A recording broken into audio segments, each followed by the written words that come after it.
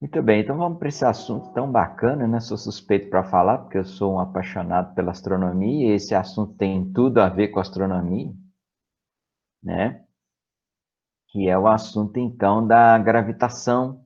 A gente fala gravitação, gravitação lembra gravidade, né? É porque o foco maior é a lei da gravitação universal de Newton. Mas tem a questão das leis de Kepler também, né? E descrevem o movimento planetário, né? A cinemática do movimento dos planetas. Muito bem, essa primeira questão, uma questão histórica, inclusive, né? Vai falar aí de Ptolomeu, né? Que é muito antigo, é um segundo século, né? Ele nasceu na viradinha, né? No último ano do primeiro século para o segundo século. Também depois vai falar do Copérnico, né? Já no século XV, virada para o XVI, e finalmente o Kepler, né? Uma teoria científica bacana aí dos movimentos, de 1570 a 1630, já no século, então, 17 praticamente, né? 16 para 17. Muito bem, ele faz uma série de afirmações aí, né? Mas ele está mais contando a historinha, né? Então, o que é correto afirmar? Vamos lá. Ptolomeu apresentou as ideias mais valiosas por serem mais antigas e tradicionais. Em ciência não tem essa de antiguidade não, tá, gente? Quem gosta de antiguidade é museu, né?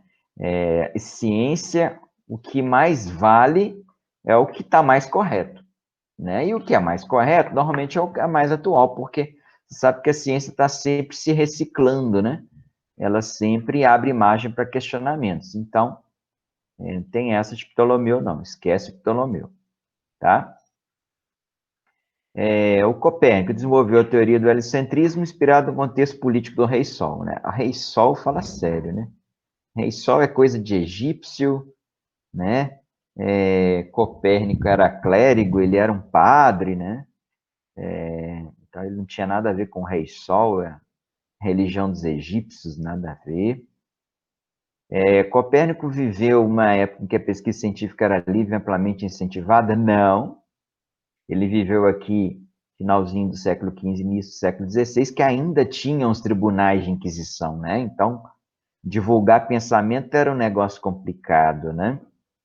Só Galileu que sabe disso, né? Que Galileu foi o cara que defendeu as ideias de Copérnico, foi preso, quase foi morto, teve que negar tudo para não ser morto. O Copérnico não, Copérnico fez tudo caladinho, a coisa só apareceu quando ele já estava morto. Então ele não sofreu, não. Quem sofreu foi o Galileu. Então nada a ver de livre aí, nada a ver. Kepler estudou o planeta Marte para atender às necessidades da expansão econômica e científica da Alemanha. Bom, estudou o planeta Marte, ok, né? Mas expansão econômica e científica da Alemanha, nada a ver, né? Porque ele, até que ele era alemão, sim.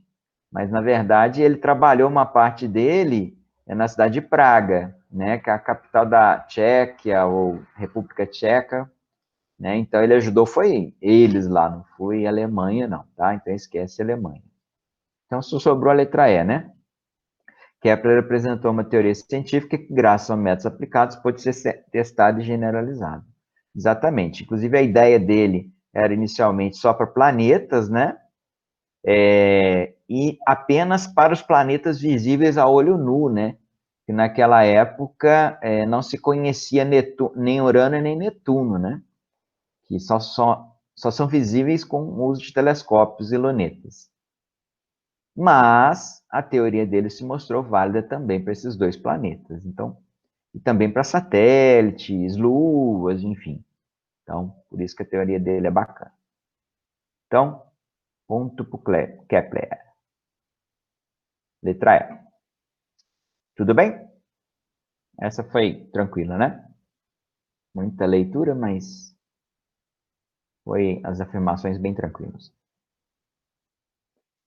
Beleza? Dá um joinha aí.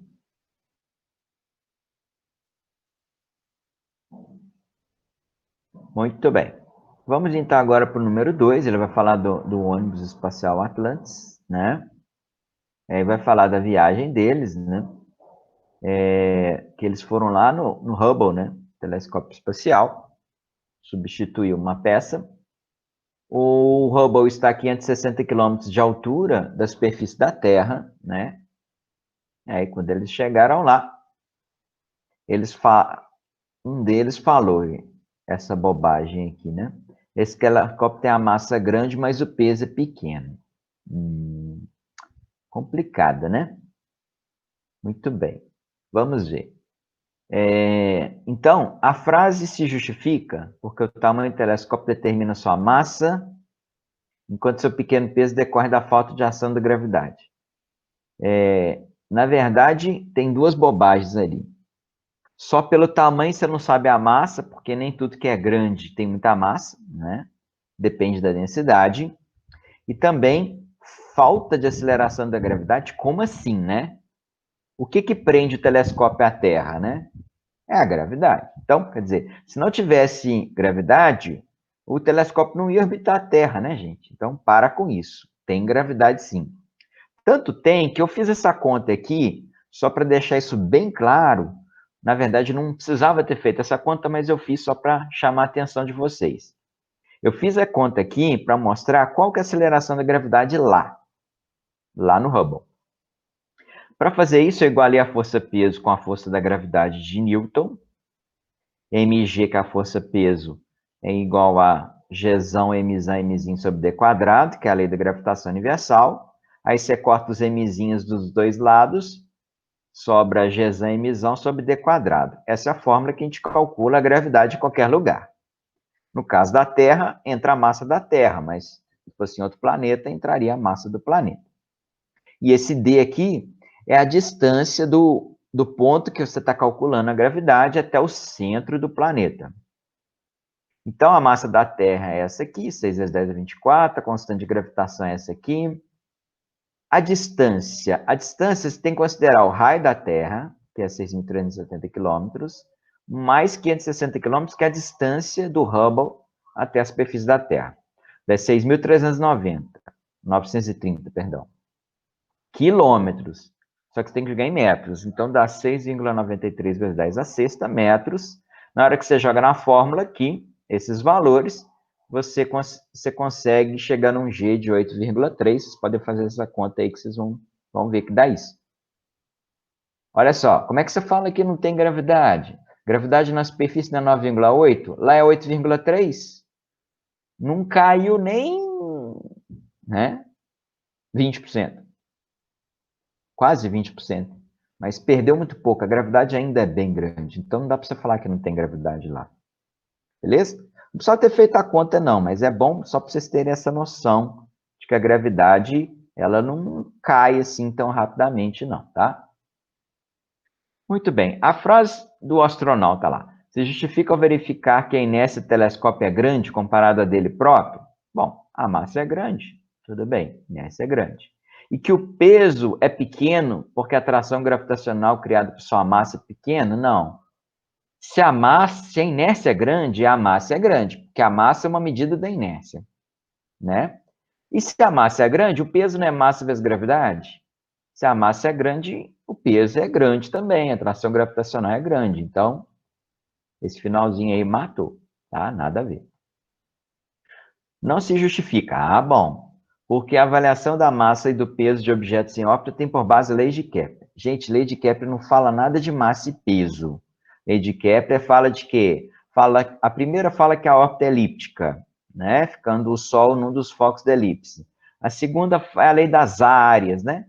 Que mostra que o planeta percorre áreas iguais em tempos iguais, e da onde você conclui que a velocidade do planeta é maior quando ele está perto do Sol e menor quando está longe do Sol. Mas não se fala nada de massa e peso.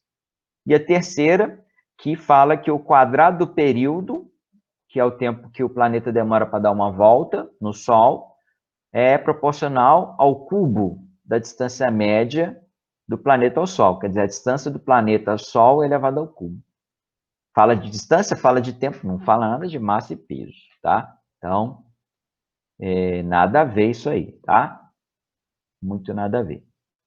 Letra D, aí sim. Não se justifica porque a força-peso é a força exercida pela gravidade terrestre. Nesse caso, sobre o telescópio, e é responsável por manter o telescópio em órbita, que é aquilo que eu falei com vocês, ó. O que prende o telescópio na órbita da Terra é a força da gravidade. Então, ele falar que a gravidade é pequena, que o peso é pequeno, nada a ver, tá? Então, por isso que não se justifica, não, tá? E que esse peso não é tão pequeno assim, beleza? E, só um comentário na letra E, a ação da força-peso implica a ação de uma força de reação contrária, que não existe naquele ambiente, nada a ver, né? Onde existe ação, existe reação também. Tem essa de ação sem reação, não. E a massa telescópio poderia ser avaliada simplesmente pelo seu volume? Também não, porque massa é relação entre densidade, volume, então você teria que saber densidade também. Não foi o caso. Então, letra D. Beleza? Perguntas? Tá facinho, né? Beleza. Número 3, a Mônica jogou seu tradicional coelhinho, o Sansão no Cebolinha, né? Coisas que só acontecem nos quadrinhos. O coelhinho passou direto, deu a volta na Terra e pegou o Cebolinha por trás. Impressionante que não pegou a Mônica, né? Pegou o Cebolinha. Coisas de quadrinhos, né? Muito bem. Coisas que ele chama atenção no enunciado. Considerando o módulo da velocidade constante. Isso é importante, hein? Porque se o módulo da velocidade é constante, você pode dizer que é o movimento circular uniforme. Beleza? Despesando a força de existência de forças dissipativas, o vetor aceleração tangencial do coelhinho, o terceiro quadrinho é. Eu quero chamar a atenção para de vocês que tem dois tipos de aceleração, lembra? A gente tem aceleração tangencial e aceleração centrípeta. A tangencial, eu até escrevi aqui, ó, é responsável pela variação do módulo da velocidade, pelo valor da velocidade. Como ele falou que o módulo da velocidade é constante, que está aqui, ó, então não tem aceleração tangencial. Aceleração tangencial é nula. Tá? Então não tem aceleração tangencial porque a velocidade é constante. Ele teria uma aceleração centrípeta, porque aí, como é um movimento circular uniforme, o movimento circular uniforme tem aceleração centrípeta, que modifica a direção da velocidade. Lembra quando a gente discutiu movimento circular? Eu mostrei para vocês que tinha aceleração centrípeta, que apontava para o centro e tal. Então, movimento circular uniforme só tem aceleração centrípeta. Então, a aceleração tangencial é nula. Beleza? Não tem aceleração tangencial. Alguma dúvida nisso aí?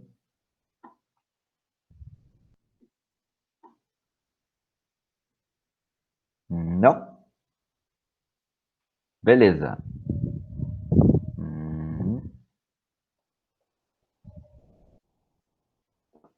Então, vamos para o 4.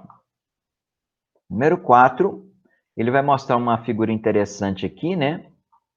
Que é o gráfico da posição angular, né? Você viu que está em ângulo aqui, né? É assim que a gente mede posição de coisas no céu, né? É a posição angular, na verdade. Do planeta Marte, que é esses quadradinhos aí, ao longo de vários dias, né? A gente vai perceber, então, isso eu já chamei a atenção de vocês aí algumas vezes, principalmente quem acompanha a astronomia comigo, que cada hora você vê o planeta num lugar, né? Assim, porque o planeta tem o movimento dele, a Terra tem o movimento dela, e como a gente vê o planeta, depende desses dois movimentos, né? E aí, olha que interessante o movimento de Marte, né? Marte, a princípio, você vai vendo a posição de Marte avançar no céu, né? Então, veja, seguindo essa linha aqui, ó, o Marte está avançando no céu, está andando para um lado. Tá, digamos que seja para a direita. Só que chegou num determinado dia, de um dia para o outro, ou a sequência de vários dias, você vai vendo que ele começa a andar para o lado contrário. Então, ele, tipo, está andando para a esquerda agora. Ué, ele não estava andando para a direita? Por que que ele está andando para a esquerda agora? Coisa louca é essa? Pirou, né? Aí tá, ele começa a andar para a esquerda, vai andando para a esquerda uns dias, de repente começa a andar para a direita de novo. E aí continua andando para a direita depois de vários dias. Então, trem meio esquisito, né? O que está acontecendo?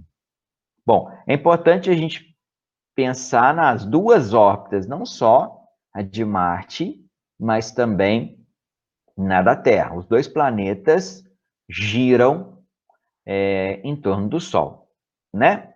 Quem está mais longe do Sol, Marte ou a Terra? Pergunta. Vamos ver como é que estão os conhecimentos de astronomia de vocês. Quem está mais longe do Sol, Marte ou Terra? Marte, Marte. Muito bem. Marte, isso mesmo. É Marte. É aquela história do Mercúrio, Vênus, Terra, Marte, né? Saturno, Urano, Netuno. Plutão não. Ah, faltou Júpiter, né? Júpiter, Saturno, Urano, Netuno, Plutão foi rebaixado para a segunda divisão. Ele é planeta anão agora. Então ele não entra mais. Bom, então. Aí que acontece?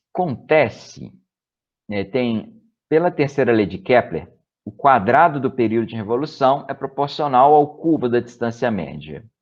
Marte está mais longe.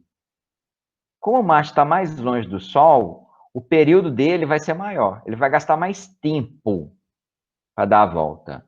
E, consequentemente, ele vai ter uma velocidade menor, tá? Então, até colocar uns valores aqui, só para a gente ter noção. Enquanto que a Terra tem uma velocidade média em torno do Sol de 29,78 km por segundo, não é por hora não, é por segundo, muito rápido. Marte tem uma velocidade de cerca de 24,07 km por segundo, então ele é mais lento. Quanto mais perto do Sol, mais rápido é o planeta. Quanto mais longe do Sol, mais lento é o planeta, tá? Então, como a gente está com velocidade maior, né? Mesmo que a gente estivesse atrás da órbita, como a gente tem uma velocidade maior, vai ter uma hora que a gente vai ultrapassar Marte, né? E é isso que acontece aqui. Parece uma corrida de carros, né?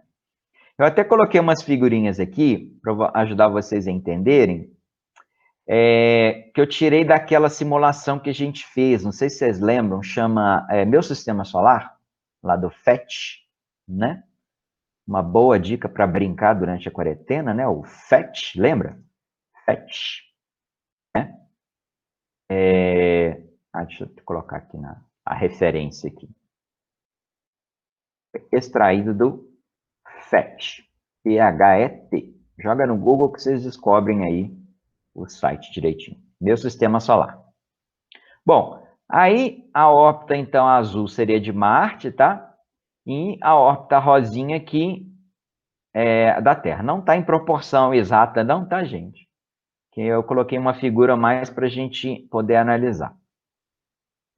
Bom, o que a gente percebe aqui? Nessa primeira figurinha aqui, a Terra está atrás de Marte, vamos dizer assim, né? As duas estão girando no sentido anti-horário, tá, gente? Não dá para ver, não, mas na próxima figura vocês vão ver. Elas estão girando no sentido anti-horário. Como está girando no sentido anti-horário, Marte está na frente, tá vendo? Então, você olhando a Terra, você olhando Marte a partir da Terra, você vai ver Marte andando na sua frente, avançando, tá? Igual naquela figura lá, é como se ele estivesse à direita. Beleza. Só que, como a órbita da Terra é mais curtinha e a Terra está mais rápido, vai ter uma hora que a Terra vai ultrapassar, tá vendo? Aqui a Terra ultrapassou Marte. Ultrapassou, né? Eles não estão disputando uma corrida, nem estão na mesma trajetória. Mas aqui, se você olha Marte agora, parece que Marte está andando para trás, ó. Mas não é Marte que andou para trás, é você que andou para frente. Certo? Então, parece que Marte voltou. E após mais algum tempinho, aí é a minha última figurinha aqui,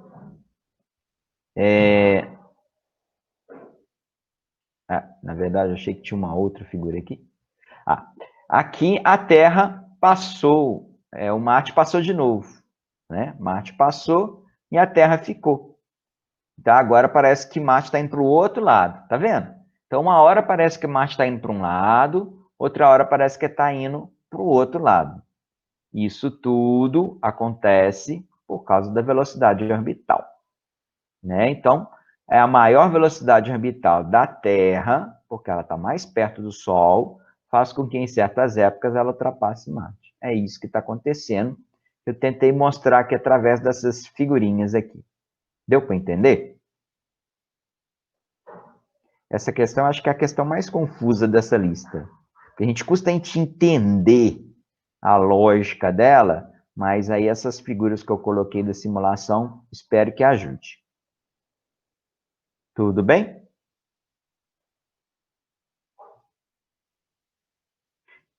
Sempre vai ter interação gravitacional de um planeta com o outro, tá, gente? Mas é bom lembrar que a interação gravitacional mais importante, a mais forte, é com o Sol. Então, as órbitas já interagem com o Sol, com Júpiter e tal, mas o Sol predomina. Por isso que orbitam o Sol, porque a massa do Sol é muito maior, né? Beleza? Então, essa foi a nossa número 4.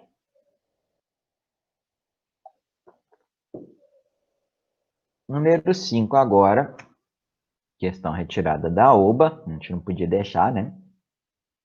Falar da OBA, as questões bacanas.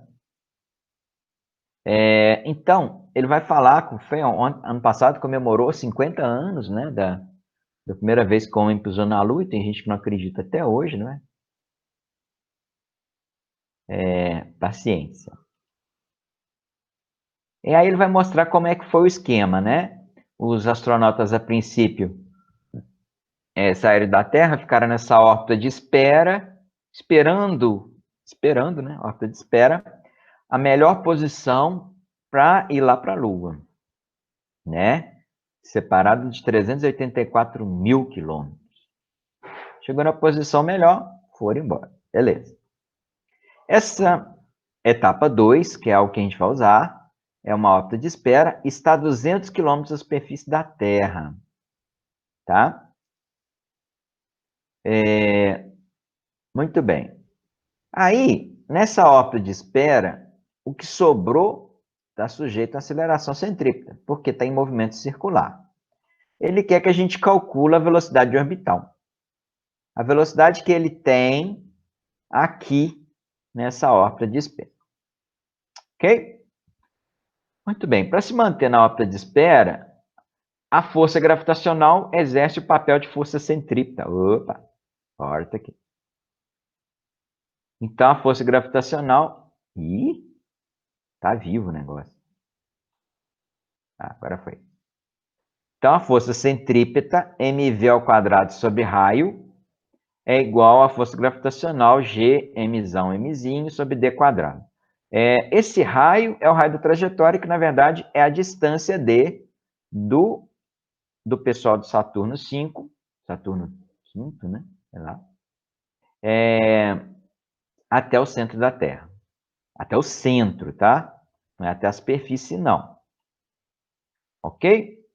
Bom, aí, ó, uma coisa que vocês já vão ver aqui, ó, tem um mzinho de cá, tem um mzinho de lá. Pode passar o mzinho dividindo, cancela esse mzinho com esse. Aqui você tem um dzinho, aqui você tem um dzinho quadrado.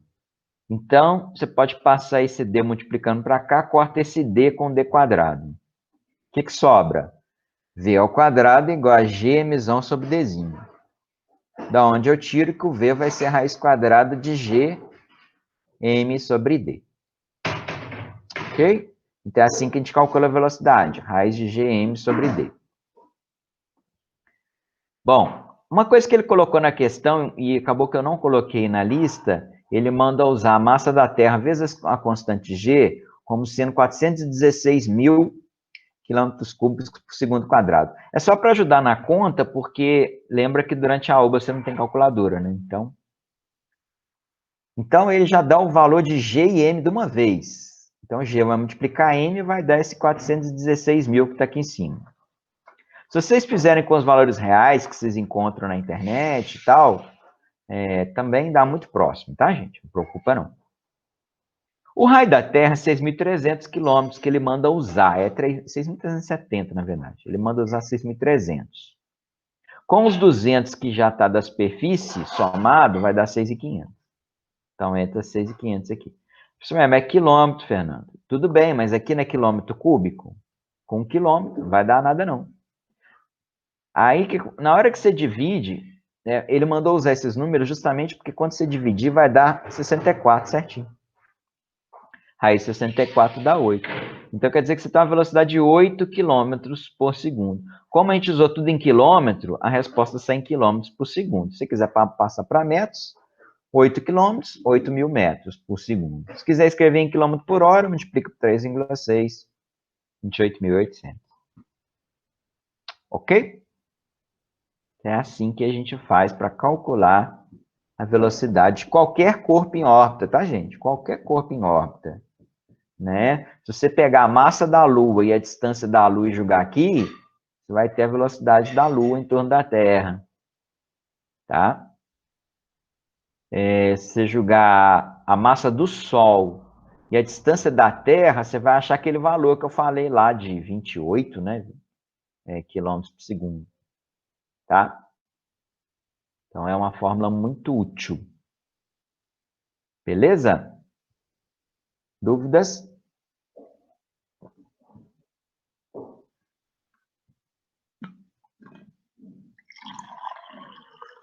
Astronomia, essa fórmula da gravitação universal de Newton a gente usa o tempo todo, tá?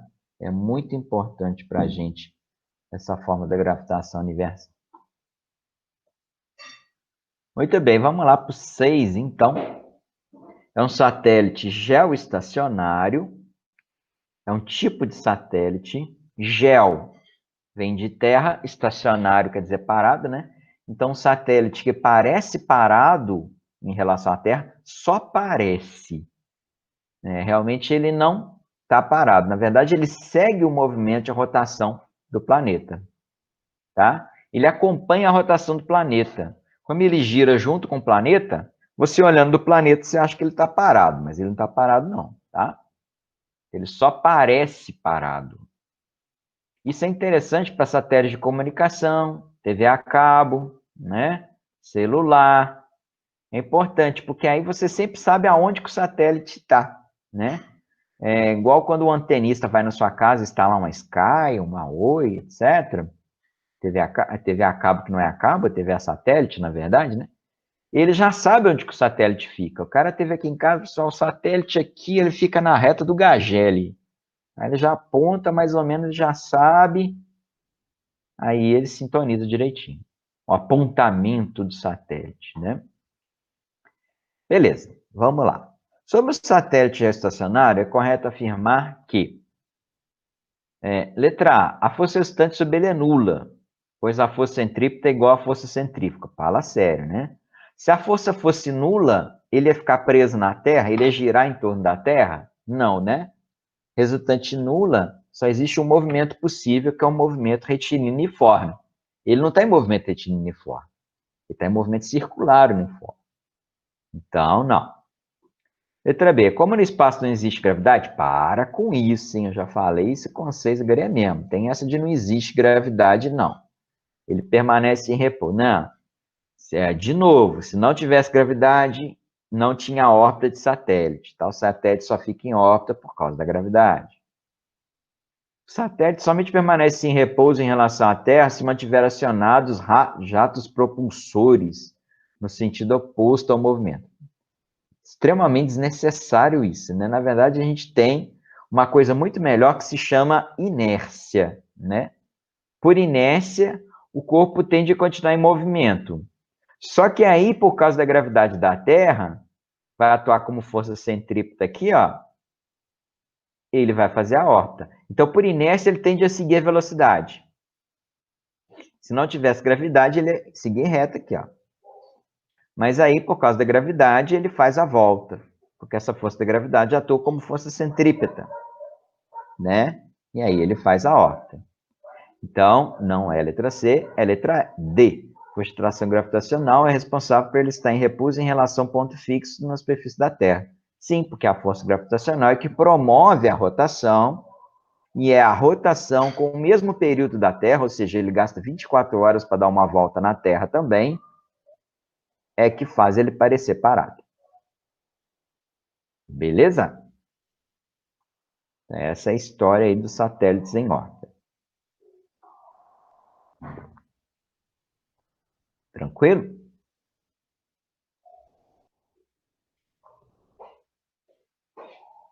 Dúvidas, pessoal? Não, né? Beleza. Agora, então, vamos lá no número 7, vai falar das leis de Kepler. Essa aqui é uma figura clássica das leis de Kepler, né? Particularmente para representar a segunda lei de Kepler, porque você vê que ela está mostrada toda em áreas, né? Inclusive, eu achei uma figura muito legal que eu botei no Instagram hoje, nos stories lá, que é uma pizza dividida dessa forma, eu achei muito bacana, para estudar leis de Kepler, né? Essas áreas desses triângulos que vocês estão vendo aí, né? São interessantes para mostrar a segunda lei de Kepler, porque ela fala que áreas iguais são percorridas em tempos iguais, tá? Então, se você pega duas áreas de mesmo tamanho, gasta-se o mesmo tempo para percorrê-las. O que a gente vai perceber, né, que se você pega, supondo, tá? Não é exatamente não, mas digamos que a área entre dezembro e janeiro seja igual à área entre agosto e julho, por exemplo. Não sei se é não, é só uma suposição. Então, se essa área aqui é igual a essa área aqui, gasta-se o mesmo tempo do planeta de dezembro para janeiro e de julho para agosto. Só que a distância que ele percorre de dezembro para janeiro é muito maior, né? Dezembro para janeiro, a distância é muito maior do que de julho para agosto. Percebe o tamanho da distância aqui, o tamanho do arco, né? O comprimento do arco? Aqui é menor, aqui é maior. Então, como ele gastou ao mesmo tempo, aqui a velocidade é maior. Da onde você conclui que a velocidade, quando o planeta está pertinho do Sol, é maior do que quando ele está longe do Sol. A órbita da Terra está fora de escala aqui, tá, gente? Ela é praticamente circular. Essa aqui está muito elipsada. Ela não tem essa elipse toda, não. Muito bem, vamos lá. Certo ou errado? Né? VOF não, é C ou E. Entre março e abril, a velocidade da órbita da Terra é maior do que entre maio e junho. Vamos ver? Ó, mais perto do Sol, maior a velocidade. Março e abril. Março e abril está aqui. Olha a distância até o Sol. Né? Maio e junho. Maio e junho está lá, está mais longe do Sol. Se está mais longe do Sol, a velocidade é menor. Tá? Está mais perto do Sol, a velocidade é maior. Então, certinho. Em fevereiro, a velocidade orbital da Terra está aumentando. Então, o que acontece? À medida que o planeta aproxima do Sol, a velocidade vai aumentando. E à medida que ele se afasta do Sol, a velocidade vai diminuindo. Então, de julho até janeiro, ele está se aproximando do Sol, onde ele chega aqui no periélio, aqui em janeiro, né?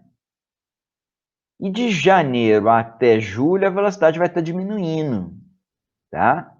Então, em fevereiro a velocidade está aumentando? Não, em fevereiro a velocidade está diminuindo, porque a Terra está se afastando do Sol, tá?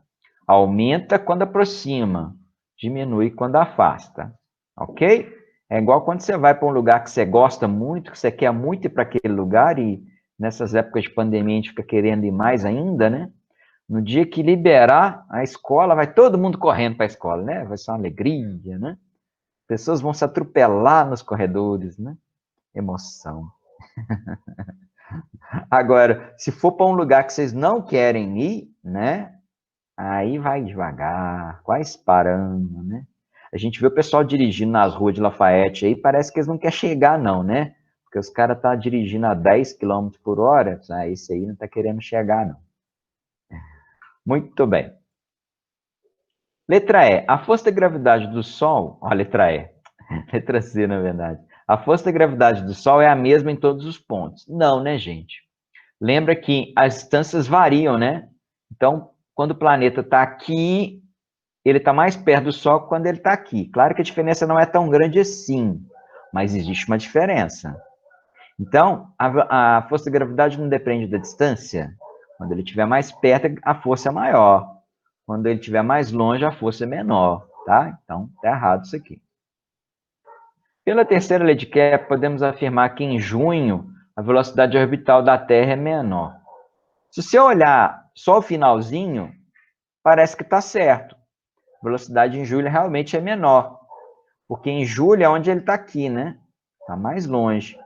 Só que não é pela terceira lei de Kepler, é pela segunda lei de Kepler, tá? Que é a lei das áreas aqui, ó, tá mostrando as áreas, ó. É a lei das áreas. Ok? Então é pela segunda lei de Kepler, não é pela terceira. Por isso, uma pegadinha isso aí, né? Então por isso que é errada. Se tivesse segunda lei aqui, estava certo. E a última aqui, pela segunda lei de Kepler, podemos afirmar que em janeiro a velocidade orbital da Terra é maior. Aí sim, né? Porque em janeiro vai estar aqui, né? Em janeiro está bem pertinho do Sol, é onde a força é maior, né? E, consequentemente, a velocidade também é maior. Não tem nada a ver com as estações do ano, hein, gente? Não é porque ele está aqui que é verão, não, né? Porque se fosse assim, seria verão no planeta inteiro, né? E lembrando que lá no hemisfério norte, né? Em janeiro é inverno, tá frio e tá mais perto do Sol. Quer dizer, isso não tem nada a ver, tá? Primeiro que a diferença não é tão grande assim. Se fosse tão grande assim, realmente seria. Mas a diferença não é tão grande. E segundo que as estações do ano são decorrência da inclinação do eixo de rotação da Terra em relação à órbita. Tá? Aqui que eu falei, ó. A divisão da área pelo tempo gasto para o planeta percorrer é sempre a mesma. Então, por isso que se essa área for igual a essa, esse tempo é igual a esse. Você cria a expressão matemática da segunda lei de Kepler, que a gente usou para justificar ali. Beleza? Muito bem. A razão entre essa área e esse tempo é que a gente chama de velocidade areolar. Tá? Só curiosidade, assim. Não precisa decorar isso, não. Dúvidas? Perguntas? Tranquilo? Se estiver rápido, vocês me avisem, gente. Se precisar parar, pode avisar. Se vocês pediram para ir rápido, eu estou indo rápido. Acabar antes das 5.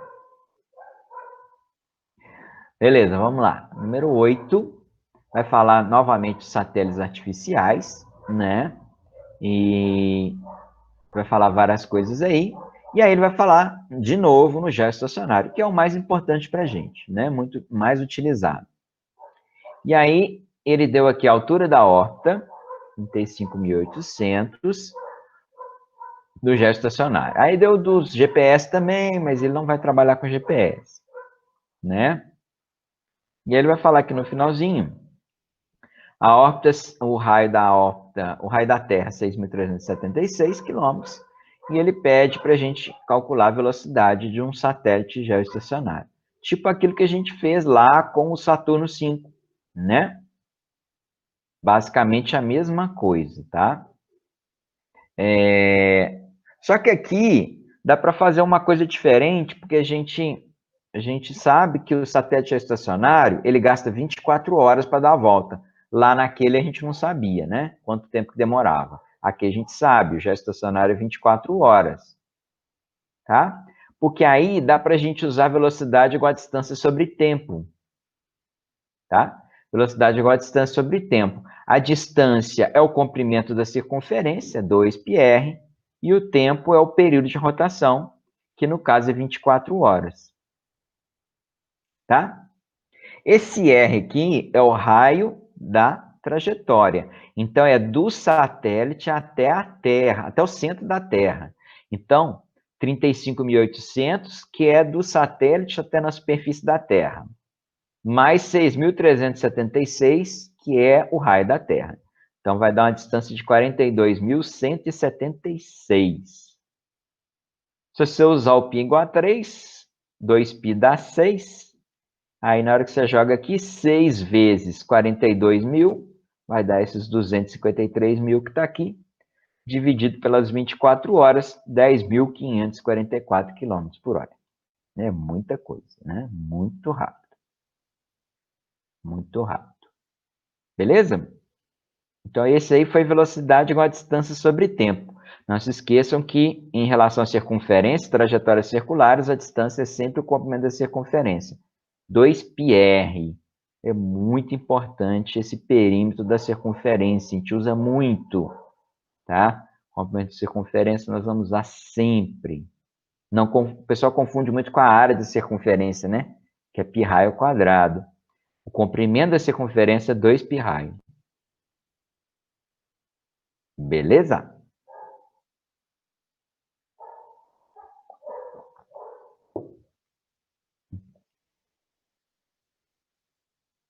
E, finalmente, o número 9, que inclusive é do Enem do ano passado, que ele fala, então, que partes de um foguete soviético entraram na atmosfera acima da cidade do Rio de Janeiro e caíram no Oceano Atlântico. Então, vamos lá para o mapinha.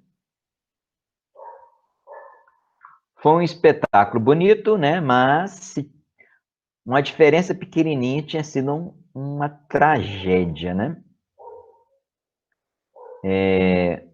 Então, olha só. Ele é avistado em cima do Rio de Janeiro. Ele é avistado em cima do Rio de Janeiro. Só que ele cai no Oceano Atlântico. E aí ele mostra aqui o sentido de rotação da Terra, né? Nem precisava, né, gente? Todo mundo sabe que a Terra gira nesse sentido, né? Se você colocar o polegar para o Polo Norte, o sentido de rotação da Terra é dado pela regra da mão direita. Ok? Joinha. Então, esses satélites, eles saem e eles caem. Esse resto satélite, ele cai no Oceano Atlântico. Então, ele vai fazer essa trajetória aqui, ó. Ele está acompanhando a rotação da Terra e ele cai aqui. Para ele cair daqui, aqui, né? A única possibilidade que tem nas opções, né? Tem outras possibilidades, mas que não estão nas opções. É ele girar no mesmo sentido da Terra, só com a velocidade maior. Se ele tivesse a mesma velocidade de rotação da Terra, ele ia cair em cima do Rio de Janeiro. Porque ele entrou na atmosfera em cima do Rio de Janeiro. Então, se ele tivesse a mesma velocidade de rotação da Terra, ele caía no Rio de Janeiro. Mas como ele tem uma velocidade maior, ele ultrapassa o Rio de Janeiro e cai no Oceano Atlântico. Se ele tivesse uma velocidade menor, ele ia cair para o interior do Brasil, né? Então, para ele cair no Oceano Atlântico, ele tem que girar no mesmo sentido do planeta, né? E com uma velocidade maior do que o nosso planeta. Essa é a condição que a gente tem aqui, ó. Superior à da Terra e no mesmo sentido da Terra. Tá? Beleza? Se fosse no sentido contrário, ia ser mais complicado, né? Provavelmente ele ia cair no interior do Brasil. Se ele tivesse vindo no sentido contrário, ele ia cair no interior do Brasil. Ou no Oceano Pacífico, né? Mas aí, como a gente sabe que ele caiu no Oceano Atlântico, quer dizer que ele está no mesmo sentido da Terra aqui, porém com a velocidade maior. E fechou, né?